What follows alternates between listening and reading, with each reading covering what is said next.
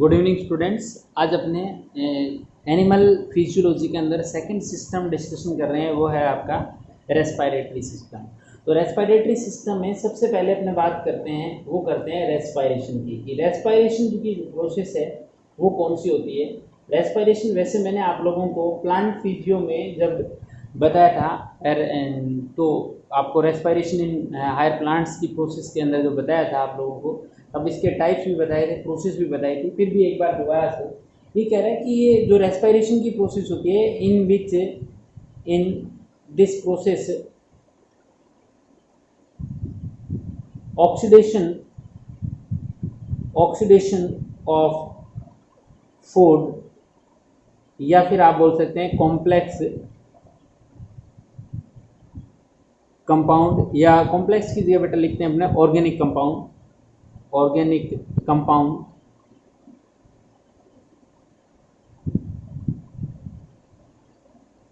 oxidation of organic compound occurs and energy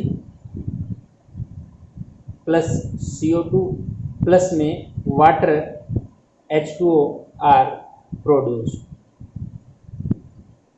यानी इस process के अंदर जो ऑर्गेनिक फूड मटेरियल है उस ऑर्गेनिक फूड का ऑक्सीडेशन किया जाता है और जिसके थ्रू एनर्जी लिबरेट होती है, साथ में CO2 और साथ में वाटर जो है वो लिबरेट होता है। अब खास बात ये रहती है कि ये रेस्पिरेशन की जो प्रोसेस है वो 100% इनवॉलेंट्री प्रोसेस है, यानी इसके ऊपर अपना किसी भी टाइप से कोई कंट्रोल जो है वो नहीं हो सकता। इसके अलावा आप लोग कुछ साइंटिस्ट है, जैसे इसमें एक लिखा हुआ है जीएस कार्टर, एक साइंटिस्ट था, उसने इसको 3 पार्ट्स में डिवाइड किया था। तो अपने डायरेक्टली बात कर सकते हैं थ्री टाइप्स ऑफ रेस्पिरेशन, जिसमें से फर्स्ट टाइप की बात करें वो आती है बेटा आपके एक्सटर्नल रेस्पिरेशन। इस प्रोसेस को आप लोग ब्रीदिंग भी बोल सकते हैं, इस प्रोसेस को आप वेंटिलेशन भी बोल सकते हैं, वेंटिलेशन भी नेम दे सकते हैं, इसको आप लोग ब्रीदिंग भी बोल सकते हैं।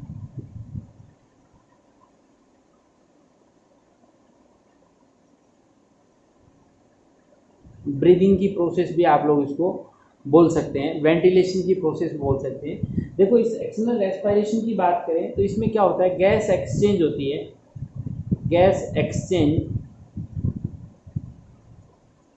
बिटवीन एटमॉस्फेयर एंड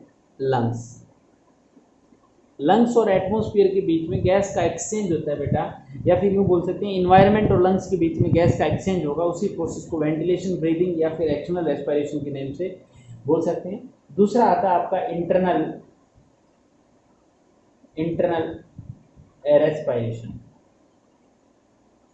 देखो बेटा, इस इंटरनल रेस्पिरेशन की बात करें, आप लोग इंटरनल रेस्पिरेशन की बात करें तो ये कह रहा है कि इसके अंदर जो गैस आप लोगों ने एक्सचेंज की थी उस गैस का जो ट्रांसपोर्टेशन होता है बिटवीन, यानी ट्रांसपोर्टेशन या फिर exchange of gas between lungs, transportation between lungs to blood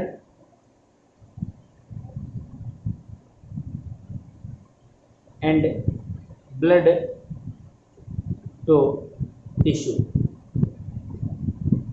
यानी जो आप लोगों ने लंग्स के अंदर आपके गैस आ गई थी एटमॉस्फेयर वाली, उसका एक्सचेंज हो गया लंग्स और ब्लड के बीच में, तो वो आएगा। और इसके अलावा ये ब्लड जो है उस गैस को आपके ऑर्गन तक लेके जाएगा, टिश्यू तक लेके जाएगा, और टिश्यू पे ले जाने के बाद वापस वो गैस ऑक्सीजन जो है वो ब्रेक डाउन होकर किस में जाएगी, आपके टिश्यू के अंदर जाएगी या सेल्स के अंदर जाएगी। तो उसको भी आप लोग क्या बोलते हैं, इंटरनल रेस्पिरेशन बोलते हैं। और जैसे ही सेल के अंदर या टिश्यू के अंदर ऑक्सीजन एंटर कर जाएगी तो आ जाएगा बेटा आपका cellular respiration.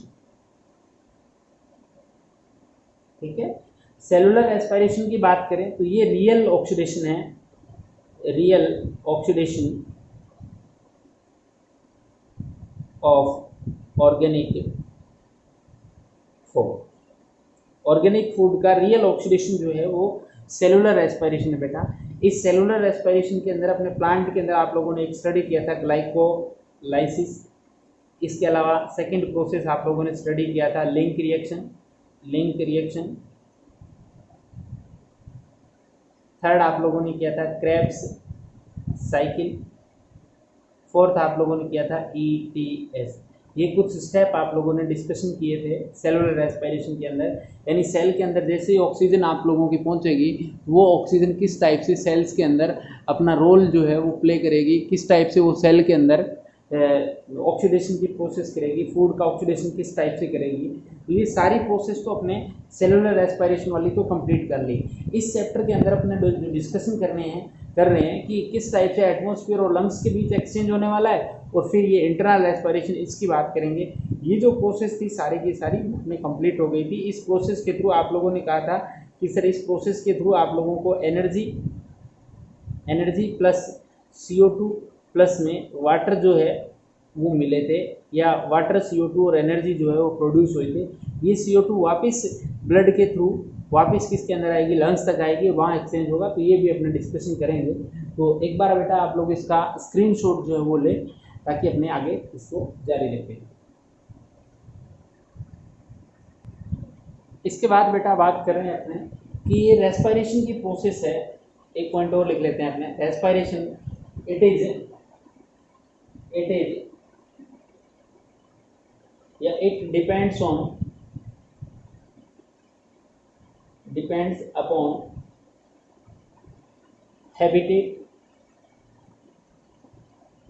habitat and level of body organization।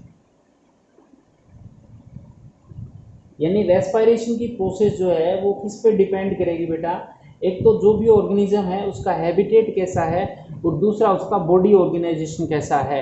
यानी वो cellular level of body organisation है, प्रोटोप्लाज्मिक लेवल है, या tissue level of body organisation है, या फिर वो organ level of body organisation जो है वो किस लेवल का ऑर्गेनिज्म है उस पर डिपेंड करेंगे। तो आप लोग बात करेंगे different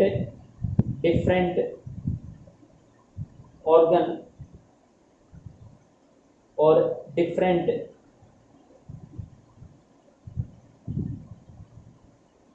types of respiratory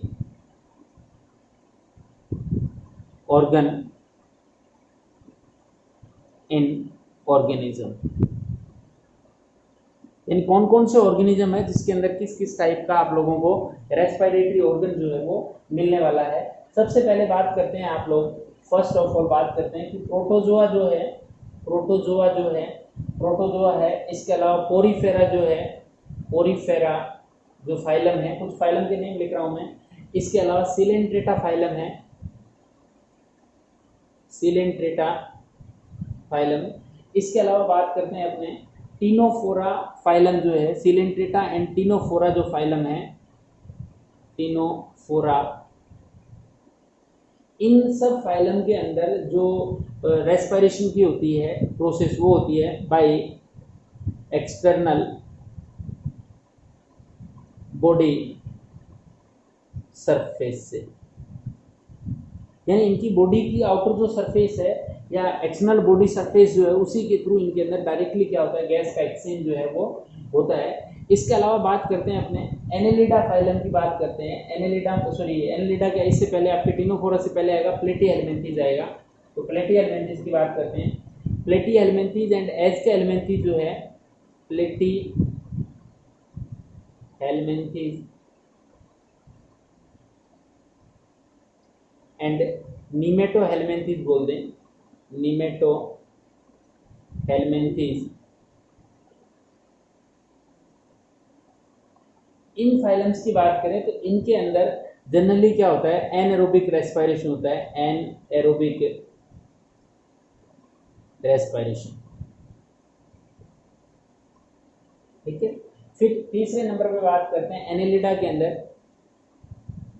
Annelida के अंदर इस एनेलिडा फाइलम की बात करें तो एनेलिडा के अंदर आप लोगों को पता है कि मोस्ट जो स्किन थी, मोस्ट स्किन जो है उसके थ्रू रेस्पिरेशन होता है, थ्रू मॉइस्ट स्किन, यानी ऊपर की जो आपको मॉइस्ट सरफेस मिल रही थी, अर्थवर्म के अंदर अपने स्टडी किया था, उस मॉइस्ट सरफेस के थ्रू ही क्या होता है इसके अंदर रेस्पिरेशन की प्रोसेस जो वो होती है। इस एनेलिडा के बाद आप लोगों ने फाइलम स्टडी किया था आर्थ्रोपोडा या फिर मोलस्का की बात कर लें, आर्थ्रोपोडा की बात कर लेते हैं, आर्थ्रोपोडा फाइलम की बात करें। इस आर्थ्रोपोडा फाइलम में ये कह रहा है कि अपने को इंसेक्ट्स जो थे, इंसेक्ट्स उनके अंदर तो किसके थ्रू हो रहा था बेटा, ट्रेकिया जो था, ट्रेकिया के थ्रू रेस्पिरेशन हो रहा था। इसके अलावा बात करते हैं अपने इसी आर्थ्रोपोड्स फाइलम के अंदर स्पाइडर थी, स्पाइडर एंड जो एरेक्निडा फाइलम के अंदर एक तो स्पाइडर आ रही थी और एक आप लोगों का आ रहा था स्कॉर्पियन, बिच्छू जो था। उनके अंदर ये जो रेस्पिरेशन की प्रोसेस हो रही थी वो किसके थ्रू हो रही थी बेटा, वो हो रही थी बुक लंग्स के थ्रू। मैंने आप लोगों को क्लासिफिकेशन के अंदर भी ये बातें बताई थी, एक बार फिर से रिवाइज कर रहे हैं क्योंकि रेस्पिरेटरी सिस्टम के अंदर ये अपने सब दिया हुआ है। इसके अलावा इसी का एक मेंबर है जिसको प्रॉन बोल देते हैं, या क्रेस्टेशिया के अंदर आप उसको बोल देते हैं झींगा फिश, प्रॉन या झींगा फिश, या इसके एक क्लास लिख देते हैं क्रेस्टेशिया। इन क्रेस्टेशिया क्लास, इसके अंदर जो रेस्पिरेशन हो रहा था वो हो रहा था बुक गिल्स के थ्रू। किसके थ्रू हो रहा था बेटा, बुक गिल्स के थ्रू हो रहा था। तो ये आर्थ्रोपोडा के अंदर। फिफ्थ नंबर पे अपने लेते हैं मोलस्का फाइलम जो था, उस मोलस्का के अंदर, मोलस्का फाइलम के अंदर रेस्पिरेशन की प्रोसेस जो है वो अपने को पता था गिल्स के थ्रू हो सकती है, इसके अलावा या फिर लंग्स के थ्रू हो सकती थी। गिल्स के थ्रू तो जनरली मोलस्का किसके अंदर, जो एक्वेटिक इन्वायरमेंट के अंदर एक्वेटिक इन्वायरमेंट वालों में, और लंग्स के थ्रू किसमें होगी बेटा, ऐसे मोलस्कन्स जो अपने को कहाँ मिले, जो अपने को टेरेस्ट्रियल एरिया के अंदर, टेरेस्ट्रियल हैबिटेट के अंदर जो मिलेंगे उनके अंदर अपने को कैसा रेस्पिरेशन, लंग्स के थ्रू रेस्पिरेशन की प्रोसेस अपने को मिलेगी। इसके अलावा बात करेंगे अपने उसके अंदर वर्टिब्रेट्स के अंदर। तो एक बार आप इसका स्क्रीनशॉट लें बेटा, फिर अपने बात करेंगे आगे। देखो वर्टिब्रेट्स में बात करें आप लोग, सबसे पहले फिश की। फिश के अंदर आप लोगों को जो रेस्पिरेशन है वो किसके थ्रू मिलता है बेटा, गिल्स के थ्रू ही मिलता है। बट आप लोग बोल सकते हैं कि लंग फिश जो है, लंग फिश जो है फिश, उनके अंदर आप लोगों को गिल्स प्लस लंग्स दोनों के थ्रू आप लोगों को रेस्पिरेशन की प्रोसेस मिलेगी। फिर बात करते हैं आप लोग एम्फीबियंस की। एम्फीबियंस की बात करें तो एम्फीबियंस में रेस्पिरेशन इंपॉर्टेंट था, इसलिए अपने को इंपॉर्टेंट ही लिखने हैं यहाँ पे बात कि एम्फीबियंस जो है उनके अंदर 3 टाइप्स ऑफ रेस्पिरेशन मिल सकता था आप लोगों को, बाय गिल्स, गिल्स के थ्रू, जनरली लार्वा स्टेज के अंदर, लार्वा के अंदर मिल रहा था। इसके अलावा बाय लंग्स, ये जनरली अडल्ट के अंदर, अडल्ट के अंदर, या फिर यूँ बोल दें कि टेरेस्ट्रियल हैबिटेट में, और इसके अलावा बाय स्किन, स्किन के थ्रू रेस्पिरेशन की प्रोसेस हो रही है इन बोथ हैबिटेट्स। कई बार आप लोगों से पूछ सकता है कि इन हाइबरनेशन, हाइबरनेशन और इन एस्टिवेशन, हाइबरनेशन और एस्टिवेशन क्या होता है कि बेटा जब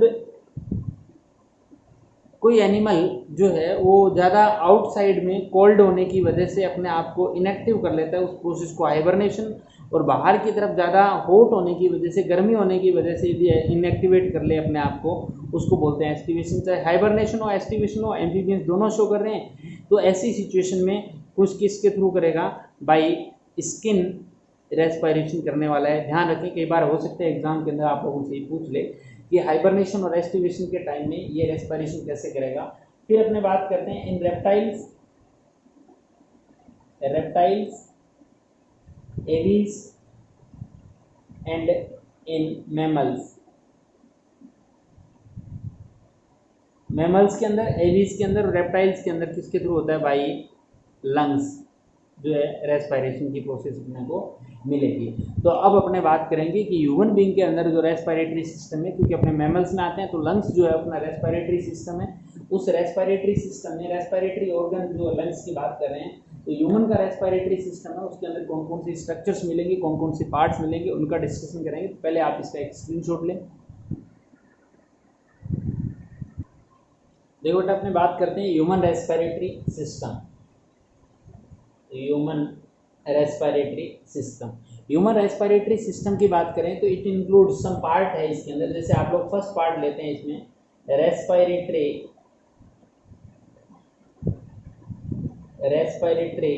ट्रैक। रेस्पिरेटरी ट्रैक की बात कर लेते हैं, या इसको आप बोल सकते हैं कंडक्टिंग जोन। दूसरा अपने बात करते हैं वो आता है लंग्स, या फिर इसको बोल देते हैं एक्सचेंज जोन। यानी आप लोगों ने रेस्पिरेटरी सिस्टम को 2 पार्ट्स में डिवाइड कर दिया, जिसमें से मैं सबसे पहले बात करता हूँ इस रेस्पिरेटरी ट्रैक की। इस रेस्पिरेटरी ट्रैक के अंदर बेटा अपने बात करेंगे, फर्स्ट ऑफ ऑल बात करेंगे एक्सटर्नल नॉस्ट्रिल की। फिर दूसरा जो नंबर आएगा वो आएगा आपका नेजल चेंबर का। नेजल चेंबर का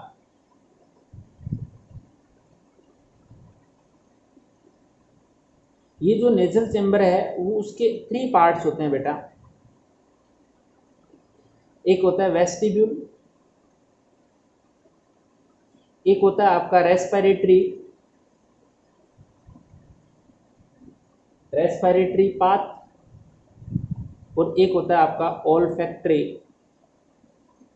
पाथ। तो कुल मिलाकर इसके 3 पार्ट्स हो गए। इस नेजल चेंबर के बाद में जो पार्ट अपने करेंगे वो करेंगे इंटरनल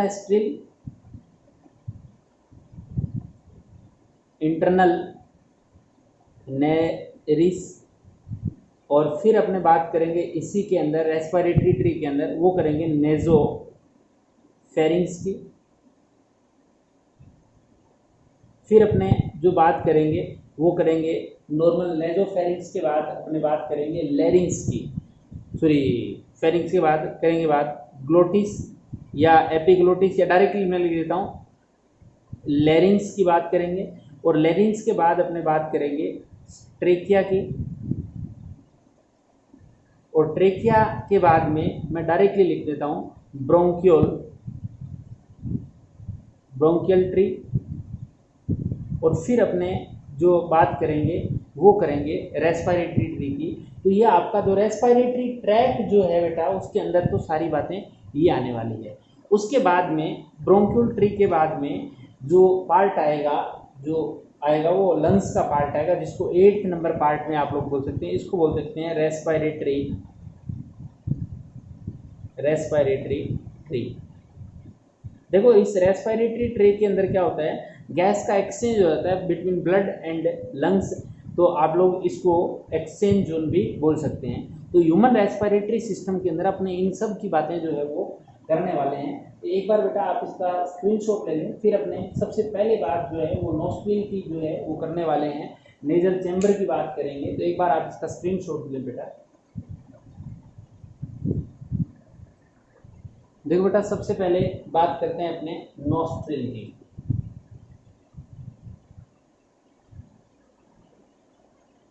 नॉस्ट्रिल पार्ट जो है उसकी बात कर लेते हैं। नॉस्ट्रिल जो है वो नोज के बाहर के जो अपने को जो पोर दिखते हैं उन्हीं को नॉस्ट्रिल बोलते हैं। और इन नॉस्ट्रिल की बात करें तो ह्यूमन जो है वो डायराइनस कंडीशन में है। डायराइनस कंडीशन जो है यानी अपने अंदर नोस्ट्रिल की जो नंबर है वो कितनी है बेटा, 2 नोस्ट्रिल जो है वो अपने के अंदर मिल रहे हैं। इसलिए इस कंडीशन को आप क्या बोलते हैं, डायराइनस कंडीशन बोलते हैं। और ह्यूमन बीइंग के अंदर nostril open into nasal chamber. Nostril किस में ओपन होते हैं बेटा, नेजल चैम्बर के अंदर ओपन होते हैं। तो नोस्ट्रिल से रिलेटेड तो सिर्फ इतनी ही बातें अपने करेंगे। सेकंड पॉइंट जो है वो अपने डिस्कशन करेंगे नेजल चैम्बर का। नेजल चैम्बर, नेजल चैम्बर की बात करें तो ये डायग्राम मैं जो है ड्रॉ कर रहा हूँ नेजल चैम्बर का।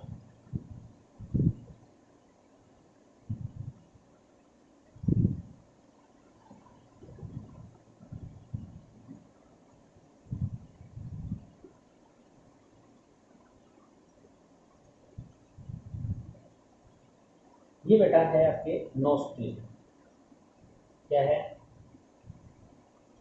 नोस्ट्रिल। ठीक है, पहला पॉइंट तो अपना यही क्लियर हो गया। अब ये कह रहा है कि नोस्ट्रिल जो है वो फर्दर ओपन किसके अंदर हो रहे हैं, तो आप बोल रहे हैं कि सर नोस्ट्रिल फर्दर एक ट्यूबुलर स्ट्रक्चर में ओपन हो रहे हैं, और इसी ट्यूबुलर स्ट्रक्चर को आप लोग नेम दे रहे हैं नेजल चेम्बर। क्या बोलते हैं बेटा इसको, नेजल चेम्बर बोल रहे हैं। ये आपका आता है nasal chamber, nasal chamber.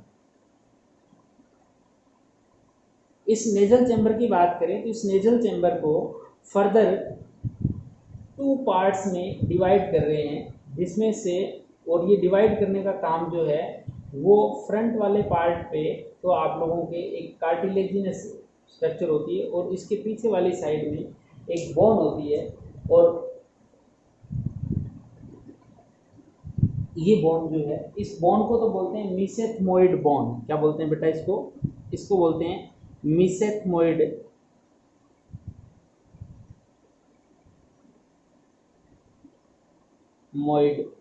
Bone.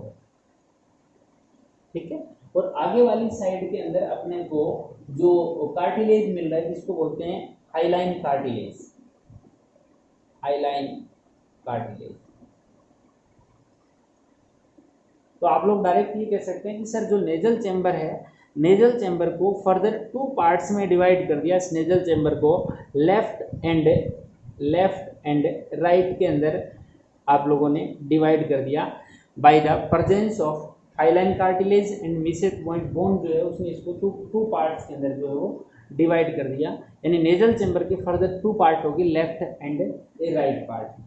इसके बाद ये कह रहा है कि ये जो नेजल चैम्बर है, इस नेजल चैम्बर में जो फर्स्ट वाला पार्ट है, उस फर्स्ट पार्ट को आप बोलते हैं वेस्टिब्यूलर पार्ट। यानी ये जो इतना पार्ट है, इस पार्ट को आप बोलते हैं वेस्टिब्यूलर पार्ट, वेस्टिब्यूलर पार्ट। अभी बात कर रहे थे कि नेजल चैम्बर जो है उसको 3 पार्ट में डिवाइड किया था आप लोगों ने, vestibule, respiratory path and olfactory path. तो सबसे पहला पाथ जो है वो अपना वेस्टिब्यूलर पाथ जो है वो अपना आ गया। इसके फ्रंट वाले पार्ट को वेस्टिब्यूलर पाथ बोला जाता है, वेस्टिब्यूल बोला जाता है, और इसी वेस्टिब्यूल के अंदर आप लोगों को सीबेसियस ग्लैंड एंड हेयर्स जो है वो मिलते हैं। इस वेस्टिब्यूलर पार्ट के अंदर आप लोगों को क्या मिलेंगे, ये हेयर्स मिलेंगे, और इनके अंदर आप लोगों को बेटा, मैं इधर भी ड्रॉ कर देता हूं इनको, इस एरिया के अंदर आप लोगों को सीबेसियस ग्लैंड भी मिलने वाली है और हेयर्स जो है वो भी मिलेंगे।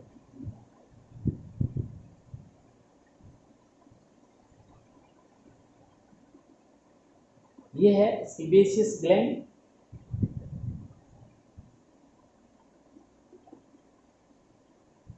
और सीबेसियस ग्लैंड का जो सिक्रीशन होगा वो क्या करेगा, ये bacteria protect from bacteria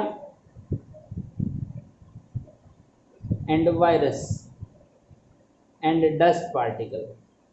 dust particle को, बैक्टीरिया, वायरस को अपने साथ चिपकाने का काम कर लेती है सीबेसियस ग्लैंड, और ये जो है वो नेजल हेयर्स अपने को मिलेंगे, नेजल एयर्स जो है वो अपने को मिलने वाले हैं। ये भी क्या करते हैं, जो एयर इनसाइड जाएगी उसको फिल्टर करने का काम जो है वो बेटा करेंगे। तो वेस्टिबुलर पार्ट जो है उसके अंदर आप लोगों को एयर एंड सीबेसियस ग्लैंड मिलेगी, और ये जो एयर है वो एयर को फिल्टर करने का काम करेंगे, और सीबेसियस ग्लैंड जो उसको उसका जो सिक्रीशन होगा वो बैक्टीरिया एंड वायरस या फिर यूँ मान लें कि 10 पार्टिकल जो है उनको अपने साथ चिपका लेगा, यानी उनको फर्दर ट्रांसपोर्ट नहीं होने देगा।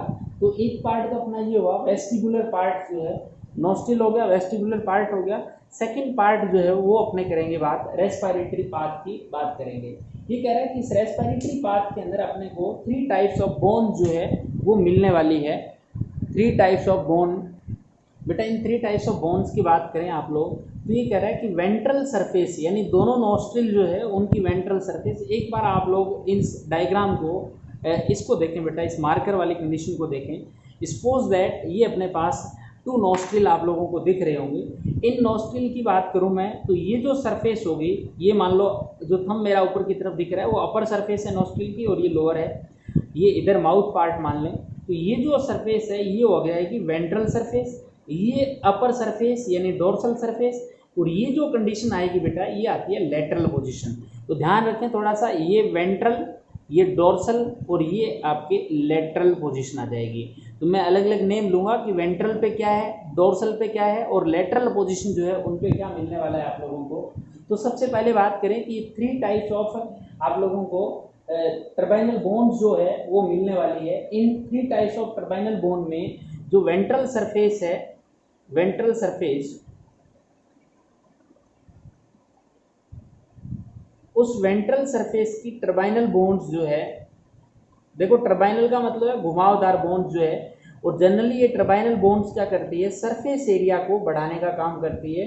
और दूसरा, ये जो एयर टेम्परेचर, जो एक्सटर्नल एयर आएगी उस एक्सटर्नल एयर के टेम्परेचर को मेंटेन करने का काम करेगी। इसके अलावा जो लेटरल जो टर्बाइनल बोन है, उन लेटरल को मैं बेटा यहाँ ड्रॉ कर रहा हूँ क्योंकि लेटरल बोन को बताने के लिए जगह नहीं है। डोर्सल वाले को यहाँ पर रिप्रेजेंट कर दूंगा, वेंट्रल ये होगी, लेटरल को मैं बराबर वाली पोजीशन को यहाँ रिप्रेजेंट कर रहा हूँ। ये वेंट्रल सरफेस जो है उस लेटरल पोजीशन पे भी अपने को टर्बाइनल बोन्स जो है वो मिलने वाली है। ठीक है,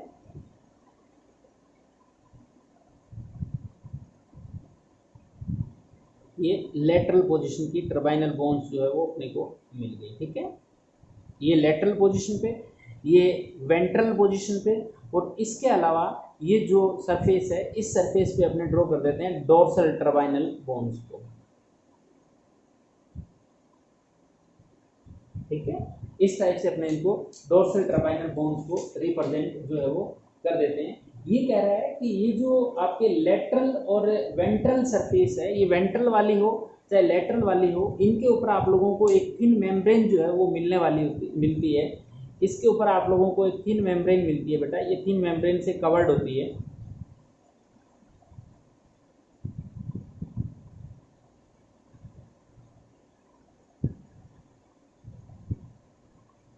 ये जो मेम्ब्रेन है, इस पहले तो इसके नेम लिख देते हैं। ये जो वेंट्रल वाली होती है, इस वेंट्रल वाली बोन का नेम है आप लोगों का मैक्सिलो टर्बाइनल बोन।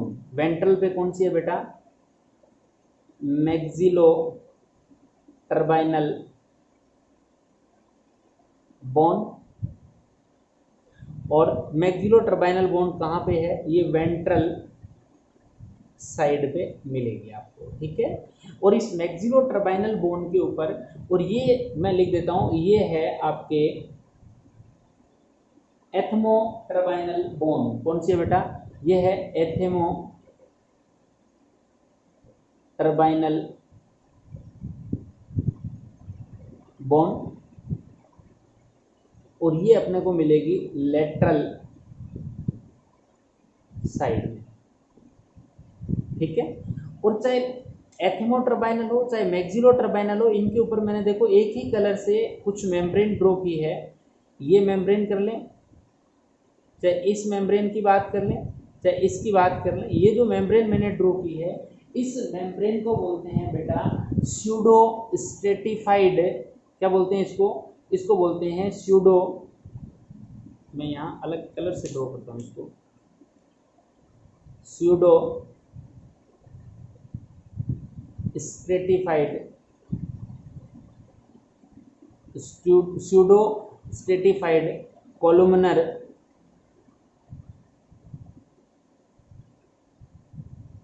Ciliated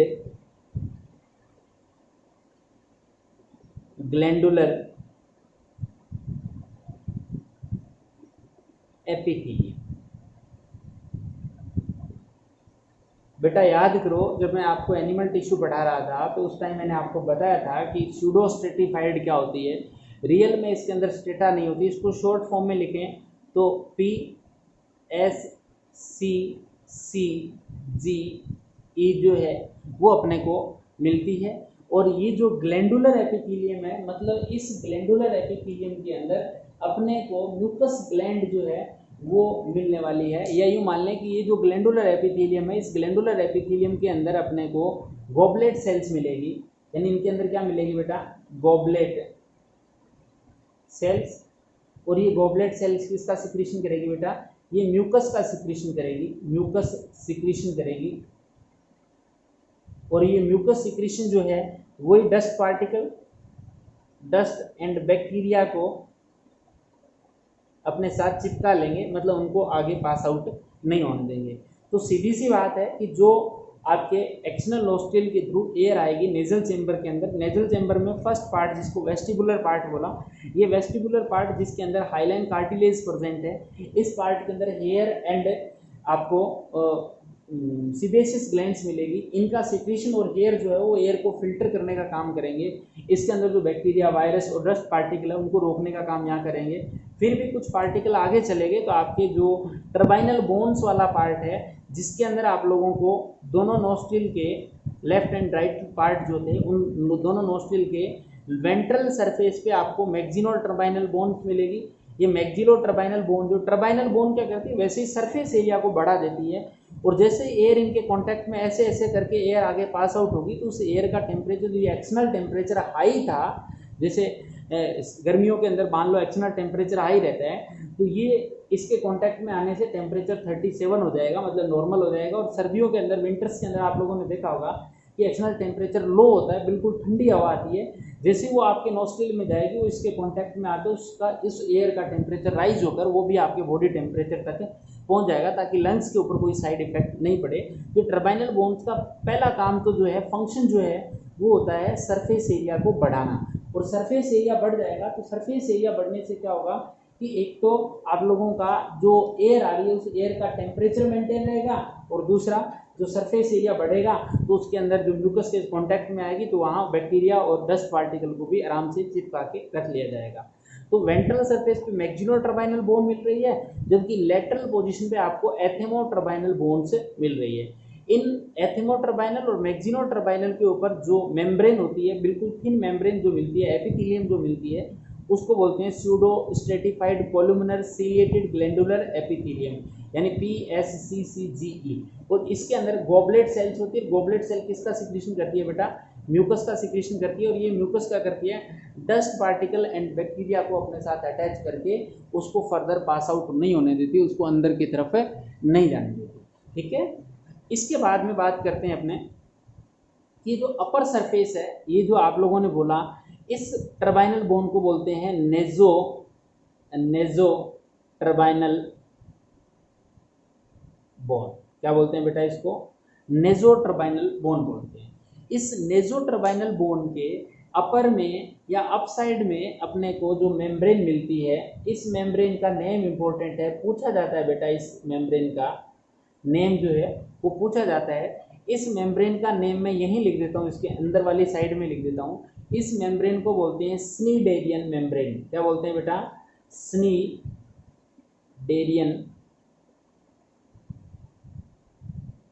membrane. क्या बोलते हैं बेटा? इसको स्नीडेरियन मेम्ब्रेन नेम देते हैं। या इसी को आप लोग स्नीडेरियन मेम्ब्रेन या न्यूरोसेंसरी एपिथेलियम भी बोल सकते हैं। इसका दूसरा नेम भी मैं लिख देता हूँ, न्यूरोसेंसरी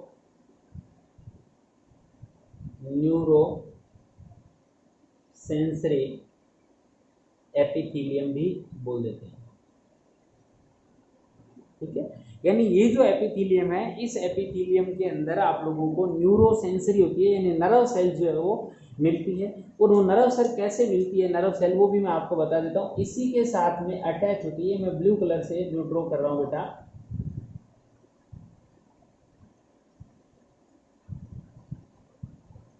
ये आपके जाती है ब्रेन तक।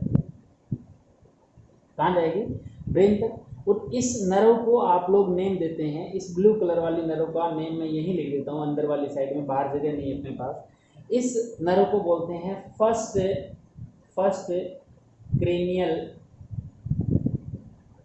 नर्व। देखो डोर्सल सरफेस में तो बोथ नर्व स्ट्रिंग के अंदर कितनी हो जाएगी, वन लेफ्ट वाले में, वन राइट वाले में, तो टू पेयर या sorry one pair cranial nerve. Cranial nerve का मतलब होता है ऐसी नर्व जो डायरेक्टली ब्रेन से निकलती है और ऑर्गन तक जाती है। तो ये ऑर्गन जो है आपका नोज के अंदर नेजो टर्बाइनल बोन जो है उसके ऊपर की जो मेम्ब्रेन है जिसको बोलते हैं सिनीडेरियन मेम्ब्रेन, ये न्यूरोसेंसरी होती है। मतलब ये एक टाइप से क्या होती है, सेंस प्रेजेंट होता है, स्मेल को डिटेक्ट करने का काम करती है। और इसी वजह से अपने ब्रेन के अंदर देखेंगे कि ह्यूमन बीइंग के अंदर ब्रेन का जो ऑल फैक्ट्री पार्ट होता है, यानी गंध वाला जो पार्ट होता है वो लेस डेवलप होता है, बिकॉज ह्यूमन बीइंग के अंदर क्या होती है, सिनीडेरियन मेम्ब्रेन जो है वो प्रेजेंट होती है। ये न्यूरोसेंसरी पार्ट है, मतलब ये ऑल फैक्शन को डिटेक्ट करेगी, स्मेल को डिटेक्ट जो है वो स्मेल को डिटेक्ट करेगी, या फिर ऑल फैक्शन का काम करेगी। ऑल फैक्शन का मतलब है कि स्मेल को डिटेक्ट करने का काम जो है वो कौन करेगी, आपकी सिनीडेरियन मेम्ब्रेन के लिए न्यूरोसेंसरी है। ये स्मेल को डिटेक्ट करके किसको देगी, नेजल सॉरी क्रेनियल नर्व को, और ये क्रेनियल नर्व बेटा डायरेक्टली किसको दे देगी, ब्रेन को दे देगी। तो इसलिए आपको नोज से जो है वो स्मेल का जो रियलाइजेशन जो है वो अपने को हो जाता है। इसी सिनीडेरियन मेम्ब्रेन की बात करें, इस सिनीडेरियन मेम्ब्रेन में आप लोगों को एक ग्लैंड मिलती है जिसको बोलते हैं वोमन ग्लैंड, और ये वोमन ग्लैंड जो है वही ब्रेन नोज की एकमात्र ग्लैंड है। तो इसके अंदर आप लोगों को मिलती है वोमन ग्लैंड,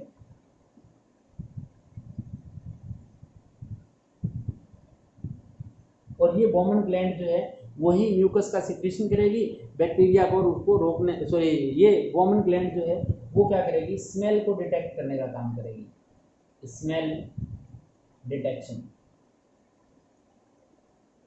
स्मेल को डिटेक्ट करने का काम करेगी वोमन ग्लैंड।